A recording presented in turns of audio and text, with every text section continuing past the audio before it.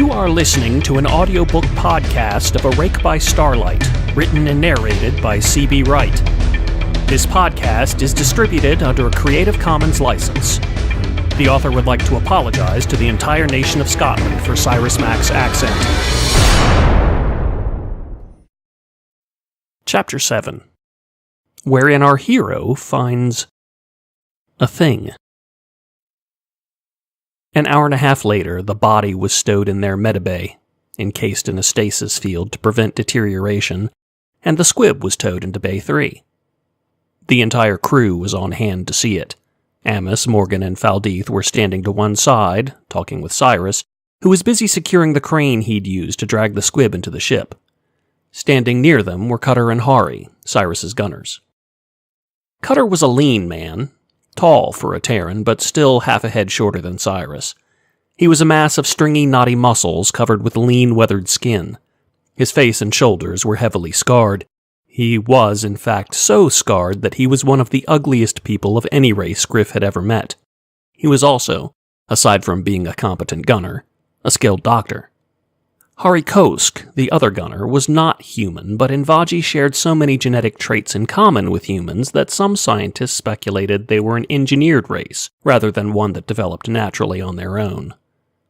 This was not a belief the Invaji shared, and scientists who attempted to broach the subject with them were quickly introduced to the finer points of Invaji emotive behavior.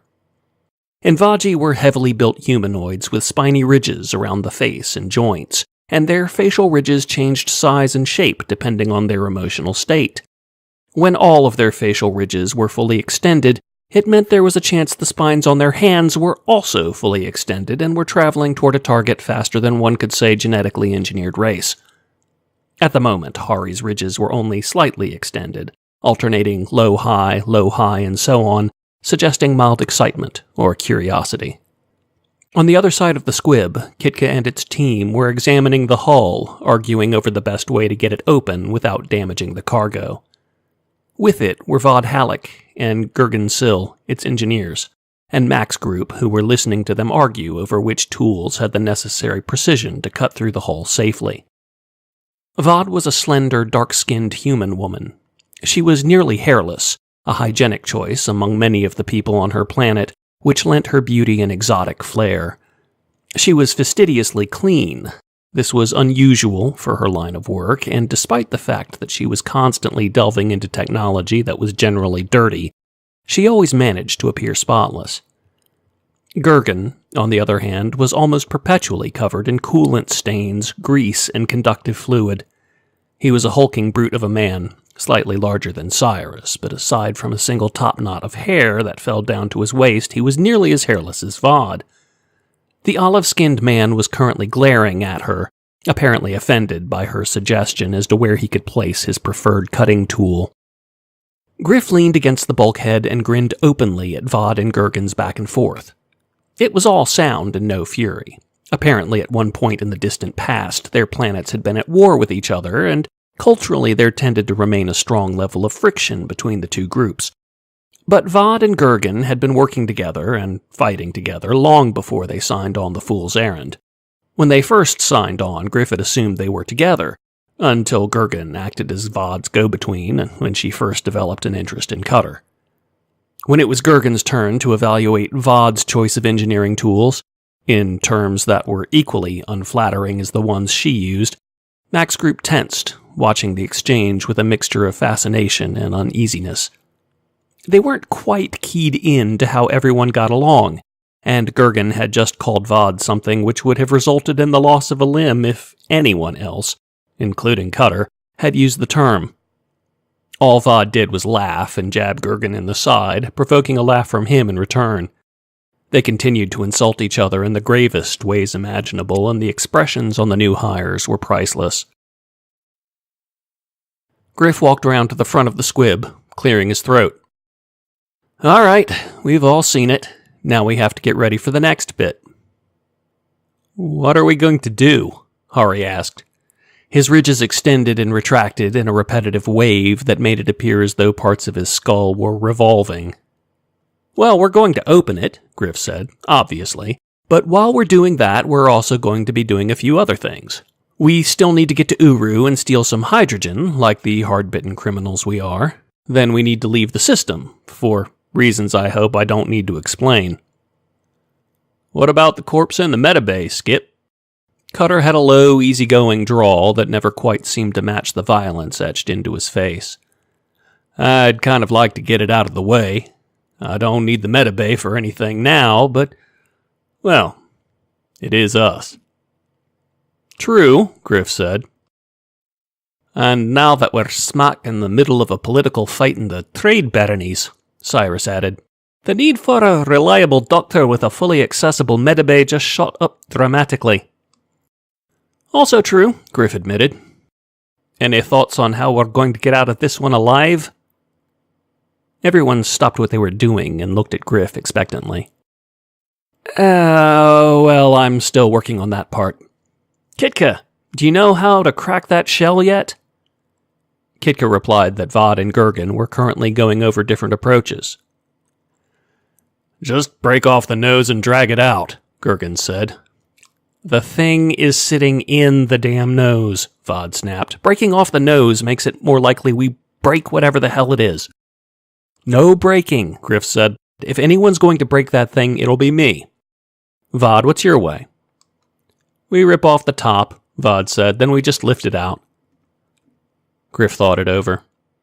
I'm sold. Vod, that's your job till further notice. Mac, you and your group help Vod with whatever she needs. Everyone else back to their stations. The crew groaned in protest. Out! Grif made shooing motions with his hands. I want to get off this rock as fast as possible. We need fuel, we need courses plotted, we need to leave them alone while they work. Out! The crew obeyed, reluctantly. Back on the bridge, speculation ran rampant. So, Morgan said, is there already a pool on what the squib is carrying, or do I need to start one now? I think it is money, Valdith said. A secret cache of the old Baron's private treasure. The reaction on the bridge was immediate and dismissive. All that fighting over money? Morgan asked. Fighting over money is not unusual, Valdith noted. It's one of the more common reasons to fight. But why would the old Baron's doctor be fighting over it? Amos asked. He's already rich. Not as rich as a trade baron. If it contained funds their side needed... Sorry, Valdith, Grif said, but I agree with Morgan and Amos. If Stebble-Tans wanted to fight over money, there are more convenient places to do it. Why travel all the way out here over something that mundane? I think it's secret tech, Morgan said. A prototype that only the old Baron and a select few knew about. Maybe the doctor thought it would give his side a tactical advantage, or that it could be bartered to swing the support of another trade baron. That makes more sense to me, Amos said. I don't think it's technology, Grif said. Well, technically I do think it's technology since I don't think it's money, and they're carrying it in a big box, but I don't think it's technology in that way. I think it's political. Maybe some kind of information the new Baron doesn't want exposed to the world. Compromising videos, recorded conversations, that kind of thing. Whatever it is, the fact that it involves the old Baron's doctor is very interesting. Morgan sighed. You know, whenever you start to use that word, yes, Grif said, I know. Thank you for pointing it out again. But that doesn't change anything. Two factions of the Tylaris Barony are duking it out over mysterious cargo at the edge of known space. It's damned interesting. So now we are wading into politics, Amos said. I thought you were just interested in piracy. I was. I am. I mean, yes, originally it was piracy, but this is interesting. I know. Grif, but remember how you don't like getting involved in politics? How did you describe it? Oh, right, you said it was too messy. Well, Grif shifted in his chair uncomfortably. I'm sure I didn't exactly. He couldn't see Amos's expression, but he could sense the eyebrow go up. Yes, fine, okay, I said that. And it's true, it's messy, but I have a notion. Oh, Christ, Morgan said. I think that's worse than you finding something interesting. Think about this, Grif said. Think. Has it occurred to any of you that someone might be willing to pay an obscene amount of money for whatever's in that squib? Who? Faldeath asked. The rebelling faction? Perhaps, but they are going to lose eventually, and when they did, we'd be tainted from doing business with them. The current Baron, he just tried to destroy it. Why would he want to purchase it? If buying it and destroying it after purchase is easier than tracking it down first, they'll buy it. But I don't mean just them. There are plenty of crime syndicates who would consider this an opportunity. Or a trade baron. Or the Alliance, for that matter, if they think it'll provide some cover for their newest member. Hell, even the Radiant Throne. Yes, Amos interrupted. That's the part that bothers me. Grif, have you noticed that all these potential buyers are, how shall I put this? They're a lot bigger than you. Yes, they are, Grif said. Bigger, nastier, eager to flex muscles, and none of them really have any qualms about spilling a little blood, either. But most of them are businessmen first. If they want something, they'll choose the most expedient way of getting it. Except the Radiant Throne, because all their agents are batshit crazy, but all the others are historically willing to consider mutually beneficial business arrangements. All we have to do is convince them that paying for it is mutually beneficial. How do we do that? Amos asked. Grif shrugged. Still working on it. Meanwhile, here we are. Aren't you at all curious about what's in that thing? Sure, Amos said, but I'm not willing to get myself killed in order to find out. Me either, Morgan said. I agree, Faldeath said, and I further think that we... The intercom beeped. Saved, Grif said, laughing softly. He switched on the intercom. So, Skip. Vod tried to sound calm, but it was obvious she was pleased. We just cracked open the squib.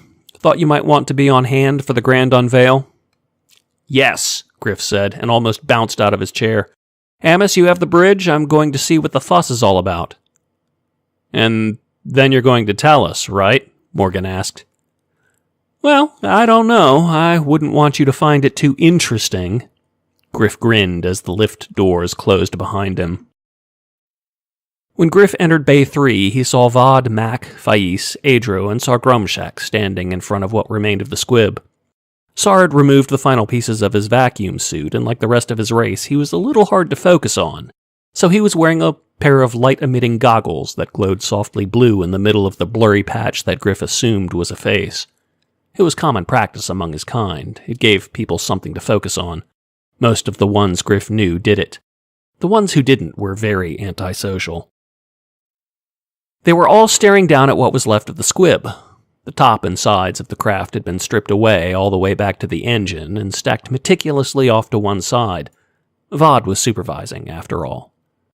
Only the base of the craft and 1.5 meters of the sides were left. As Grif walked away from the back, he could see the pilot's chair in front of the engines and some half-dismantled instrumentation in front of it. Vod looked up, saw Grif, and waved him over.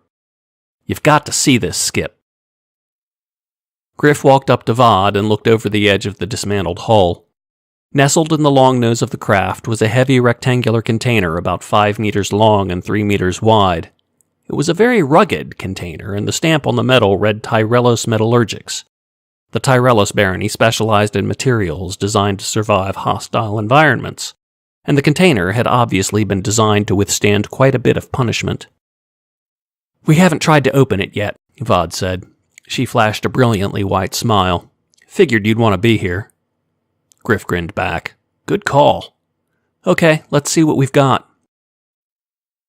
Mac and Faiz immediately hopped over the remnants of the squib's hull and began working latches set all along the side of the container.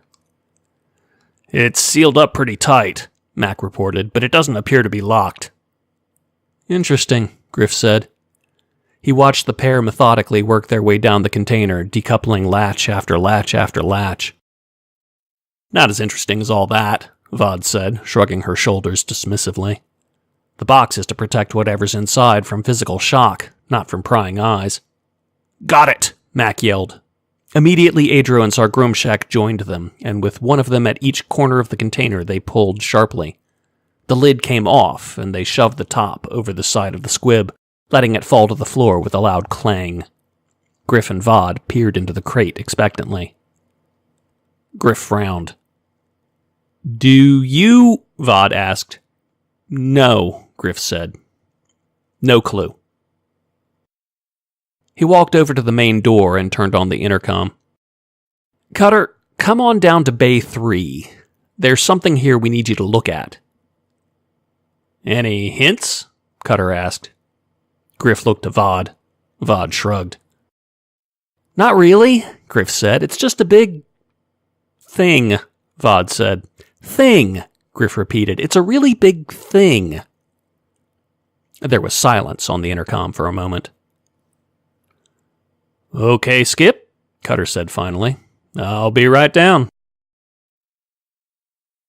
Chapter 8, wherein a really big thing is explained. Inside the container sat a silvery, translucent, cylindrical object. It looked vaguely like a coffin, a feeling reinforced by the medical insignia stamped at one end, but there were no seams where you would expect to see them for a lid.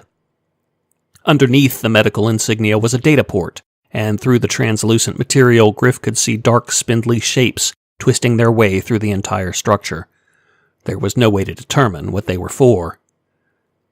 Grif had never seen anything like it before. He had no idea what the hell it was. Should we try to crack it open? Mac asked. No!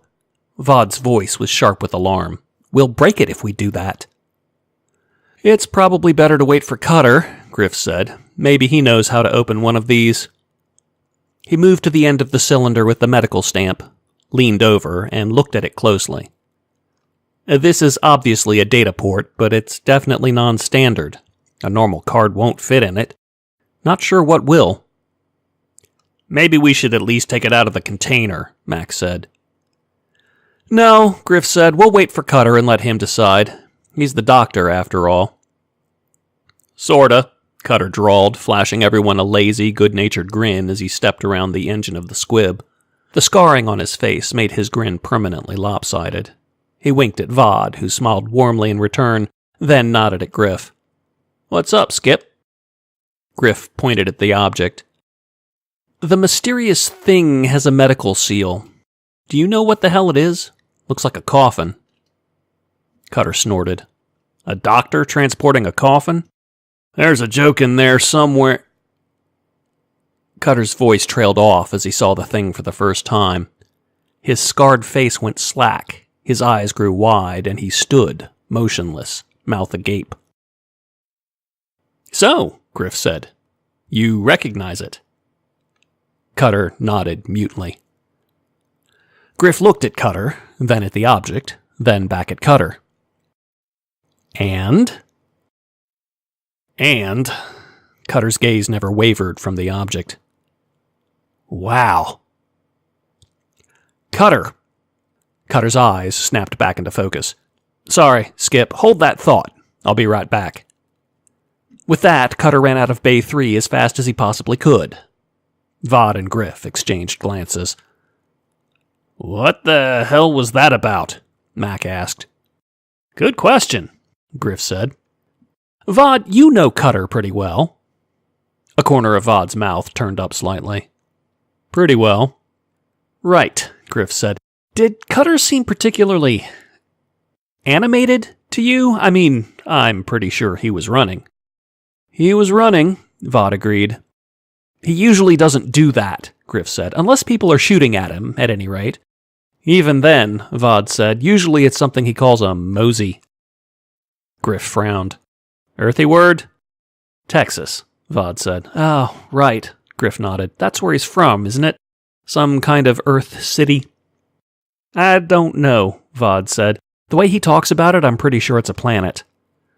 They waited in silence for a few minutes. Grif fidgeted impatiently. Hopefully, Grif said. When Cutter comes back, he'll be able to talk in complete, comprehensible sentences. Vod grinned. Why would he start now? At that moment, Cutter rushed around the squib's engine, carrying a device that looked like a suitcase with a medical insignia stamped into its outside shell. Sorry, Skip, Cutter said. He hurried over to the nose of the squib in front of the mysterious object's data port. When he opened the case, legs telescoped out the bottom until they supported the case at waist height. A light green glow shone against Cutter's skin as he stared intently into a screen embedded into the top of the case.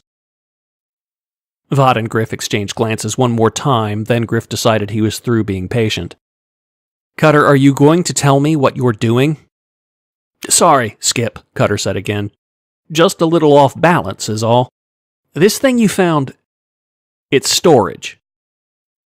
Grif raised an eyebrow. Really? Like a stasis device? Cutter shook his head. Wrong kind of storage. Data storage. It's a memory stick. Really, really big memory stick. Vod cocked her head to one side and stepped toward the object, frowning. Oh, I see it now. See what now? Grif asked. I didn't recognize it because it's so big, Vod said, and the medical seal threw me. But we've got smaller versions of this thing in the Fool's Errand's central banks. Grif looked at the object again.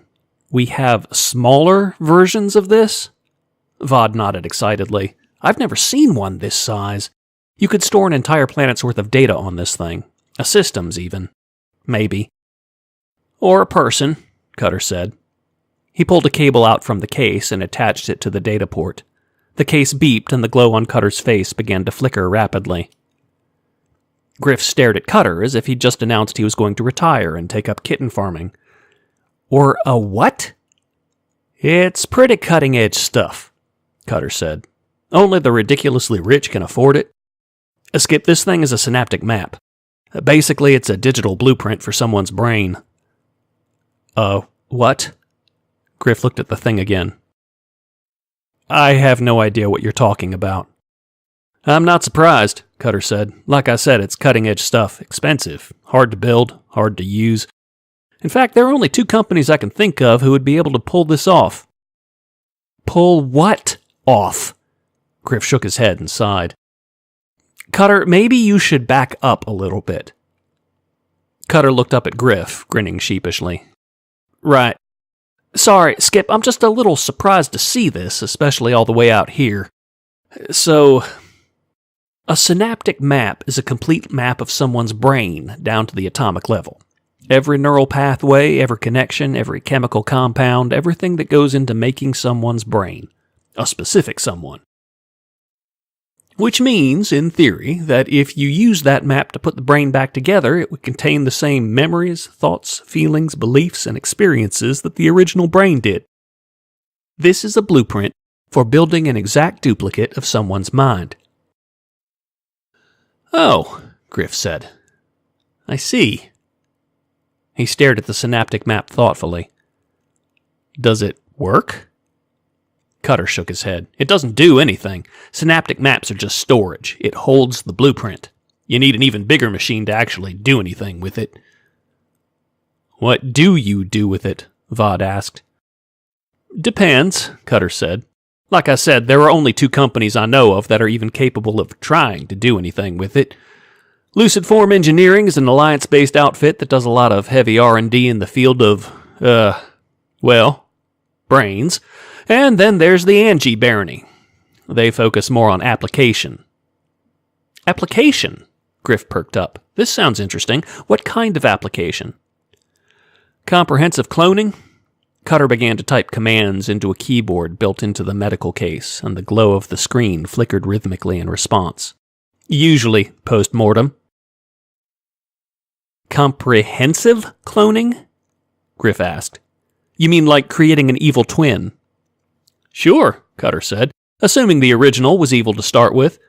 In your case, I'd say unstable but brilliant twin. Basically, they'd use this to grow an exact copy of a client's brain, every last bit of it, in a cloned body. How do you... It's complicated, Cutter said. And it's not my field, so I don't know the details. Basically, you hook this up to the machine that oversees the development of the clone, and it builds the brain using the synaptic map as a blueprint. The end result is that it's a perfect copy of whoever got mapped, right up to the time the map was created. I didn't even know you could do that. Faiz, one of Mac's team, was grinning fiercely as she looked down at the synaptic map. Grif suspected the grin was a tell. I thought if you tried to clone a person, you wound up with a drooling vegetable. You pretty much do, Cutter said. DNA regrowth can create a physical copy, but there's no cognitive development. The end result is a big lump of brain not good for anything but autonomic functions. But you hook up to this map, and the cloning machine uses it to alter the brain as it develops, so it grows into a full copy of the original. How does that work? Grif asked. You know, Cutter said, the funny thing is nobody really knows how or why it works. Maybe Lucid Form does. Problem is we still don't really know how every part of the brain works together. But we can make copies, and we can use those copies as references to build more copies. Something on the medical case beeped. Cutter squinted at it, then nodded. There we are. I was looking for the data imprint the Angie Barony leaves on their work. It's a security precaution. None of their cloning machines will build a brain if they can't find it.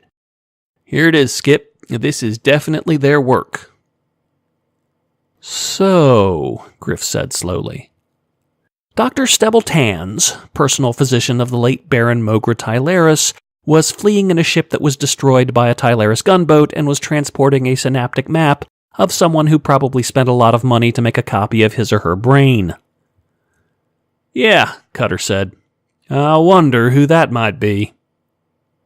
Grif looked down at the map and nodded slowly. I think it's time for a crew meeting. Chapter 9, wherein our hero senses a limited opportunity and resolves to act now. The wardroom of the Fool's Errand was Grif's second favorite room on the ship. As part of a military vessel, it had been the officers' lounge and mess, but when he first bought the ship, it had been entirely gutted.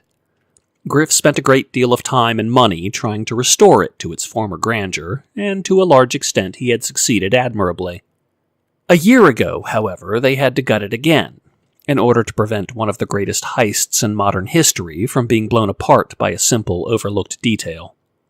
Putting the wardroom back together had been an all-consuming project for Grif, and it was only very recently, in the past few months, that the room felt right again. The floor was covered in a dark synthetic material that looked very close to polished wood tile. The paneled walls were also faux wood, and the standard ceiling light panels were replaced with globe lights. The light was softer and worked well in the space, giving the room a more refined, less sterile feel. The captain's table stood in the center of the room. Smaller tables were set against the bulkhead wall, and on the opposite side was a bar Grif always kept well stocked. At the fore bulkhead was a large panoramic viewport. When the ship was intact, surrounded by the dull gray field of the artificial universe it was traveling through, it was opaque and displayed random images stored on the ship's memory, including any entertainment a member of the crew purchased, or more frequently bootlegged from an unofficial source. When they were in real space, it was usually transparent, giving everyone in the wardroom a magnificent view. Couches and chairs were arranged to make the most of that view. The wardroom was available to the entire crew, of course. Rank aboard the Fool's Errand was mostly informal, with the exception of Grif as ship captain and Amos as executive officer. It was where everyone went to relax, to socialize, and to drink. Grif stood behind the bar pouring a glass of Stellis, a thick, semi-viscous alcohol that came in two flavors, green and blue. Stellis was a cheap and strong drink, popular on many ships because it was a cheap and strong drink. Tonight, Grif was drinking green, which was the cheapest and strongest of the two. When Amos walked in, he immediately pulled out another glass from under the bar, then set a bottle of scotch on the table next to it. She smiled slightly, walked up to the bar, uncorked the bottle, and poured. They drank in silence a while. Amos stared down at her drink, brooding. Grif took the opportunity to stare. He always liked looking at her. She was beautiful, which was never a bad thing, but what he'd always liked, was how completely aware of herself she was. She moved, spoke, and acted in a way that radiated self-possession, self-control, and self-awareness. It was something he'd found irresistible when he'd first met her. Time and experience had forced him to develop some resistance, but he still liked it. "Stop with the eyes," Amos said. "The crew will talk." Grif grinned and raised his glass of Stellus in a toast. "If the crew decides we're on again, they won't be talking. They'll be cramming themselves into that squib and flying it as far away from this ship as they can manage." Amos grinned back. "We should start the rumor. I'd like to see that." "Of course they'd have to put it back together first," Grif said. "I wonder how long that would take." "Faster than you'd think," Cyrus rumbled, entering through the wardroom door and heading to the bar. "Also, we figured out how to convert the vacuum suits and loading crane to make a makeshift escape pod, just in case." "Oi, Grif, is that Stellus I smell?" Grif set a third glass on the table. "I think it's just the smell of engine coolant mixed with despair." "Same thing." Cyrus took his glass and helped himself to the green. "So, I hear we're royally screwed." "It's funny exactly how appropriate that phrase is," Grif said. "Amos is trying really hard not to say I told you so." "I don't need to say it," Amos said. "All I need to do is stand here and drink my scotch. Eventually you'll say it for me." "You see," Cyrus said, "that is why so many people think you're married." Amos and Grif stared at him. Cyrus shifted uncomfortably. "Did I say that out loud?" Amos and Grif continued to stare at him. Cyrus took a quick drink of his Stellus, coughed, then cleared his throat uneasily. "Well, I guess I'll be on the couch by the viewport, pretending the last 30 seconds never happened." He flashed a sheepish grin, raised his glass in a quick toast, then hurried to the other end of the room. Amos watched him flee, then turned back to Grif. "Still happy about poking your nose into this mess?" "Yes, actually," Grif said. "I'm almost giddy." Amos frowned slightly. "No, I'm serious," Grif said. "I'll admit I didn't think this was going to turn into something with stakes quite this high, but I think I have a pretty good plan A." "If you say so." Amos didn't sound convinced. "What is it?" "Well," Grif said, "I want you to hear the entire song and dance." "There's singing." Amos arched an eyebrow. "You should have opened with that. I can hardly wait." Grif grinned again, then downed the rest of his drink. There were usually two kinds of meetings in the wardroom. If the meeting required a level of formality, they took place at the captain's table. If it didn't, everyone gathered around the viewport with a drink. This meeting was at the viewport.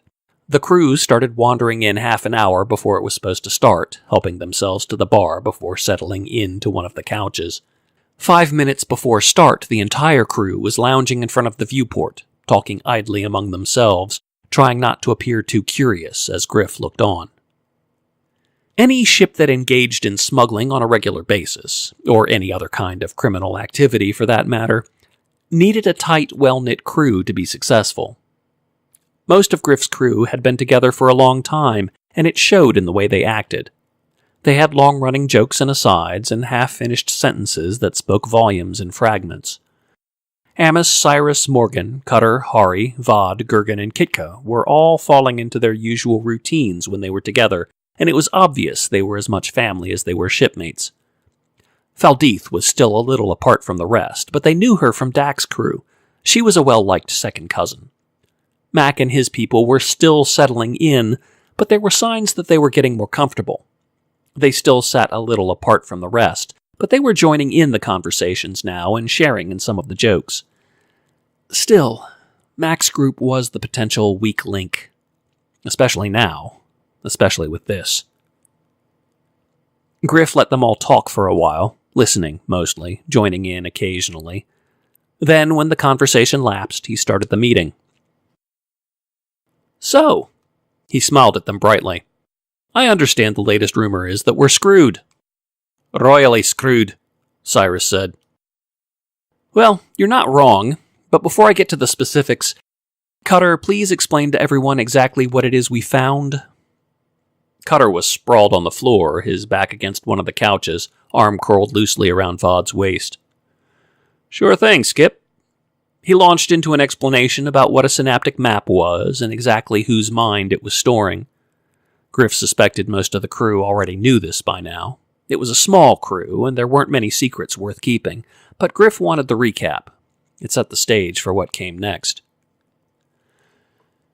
So, Grif said, we managed to get a copy of the old Baron Tylaris' brain, and now we know why an official Tylaris gunboat was attacking an official Tylaris cargo vessel. This thing is probably the single most important development in the Civil War right now. It could end the entire thing tomorrow, or it could make the entire fight 1,000 times worse. The crew exchanged uneasy glances. No offense, Grif, Hari said, extending his facial spines in confusion. But I don't get it. Okay, Grif said, look at it this way. A year ago, Mogra Tylaris died of improperly prepared food. That's what was put on the official autopsy.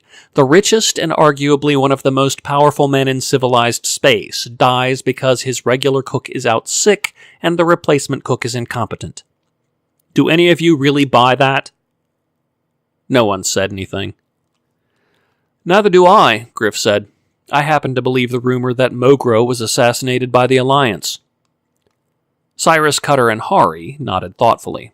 Morgan, Vod, and Gurgen looked doubtful. Mac's group played their cards close to their chests, but Faiz grinned fiercely for just a moment.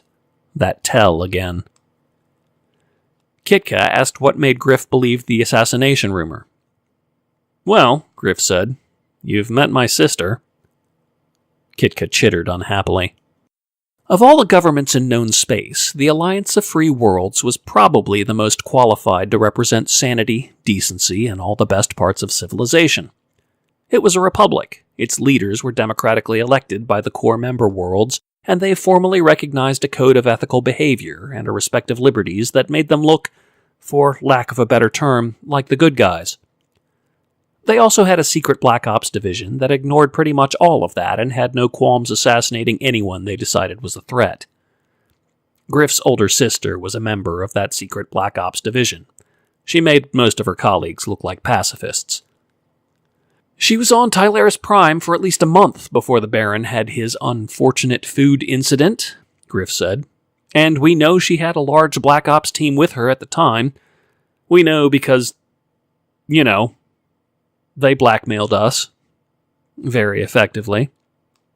That's an understatement, Cyrus said. It all lines up too neatly, Grif continued.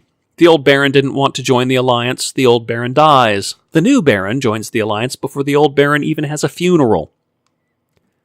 Kitka admitted the timing was suspicious. But why is the Civil War still going on? Morgan asked. Rollis should have won by now. The rebels are businessmen. It has to be obvious they'd make more money supporting the Baron than they would opposing him. And when the Alliance decides to get more involved, well, there's no way the rebels can win without a hell of an ace stashed away somewhere. They have one, Amos said. The synaptic map. They could clone a new Mogra Tylaris. That's right, Grif said. I don't think Mogra ever intended to have his son inherit the barony. I think he intended to have himself inherit. After he died, he was going to activate his clone, then he'd step in and take over. Again. He was going to be his own heir, Morgan said thoughtfully. Grif frowned. Sort of. That would make his clone Rollis's older brother, Vod said. No, Grif shook his head. Mogra's clone would be Mogra's twin brother, so he'd be Rollis's uncle. I don't think so, Morgan said. If Mogra's clone was legally equivalent to his brother, Rollis would still inherit. He'd have to essentially be recognized as Mogra himself in order to have any claim to the barony. I find this talk confusing. Sargrumshak was the first of Mac's group to chime in, and as usual the Gagurlsha was direct and to the point. Kitka noted that the cloning process Cutter described sounded like a crude replica of a piece of its own reproductive cycle. Well, that's just a little disturbing, Grif said. I really didn't need to mix images of the Baron being cloned and bugs having sex.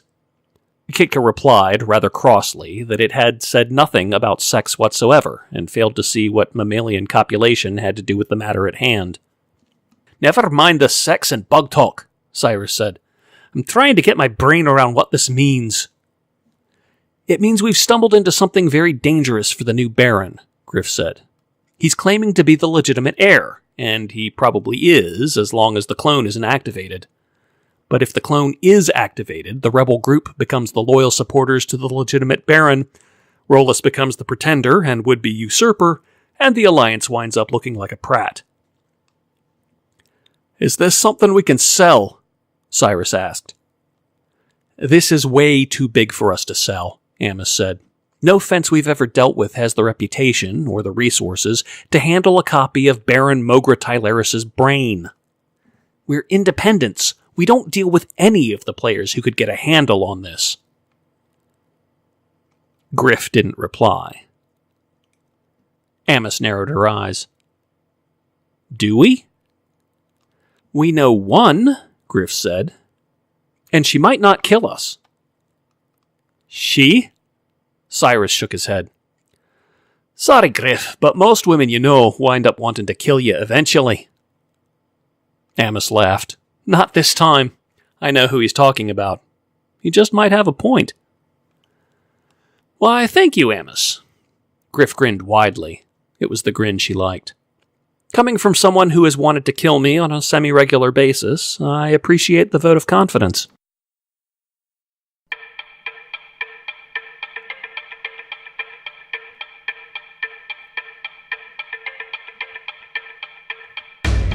This has been an audiobook podcast of A Rake by Starlight, written and narrated by C.B. Wright. It is published as part of his Patreon campaign, where he creates serial fiction and other acts of publishing villainy.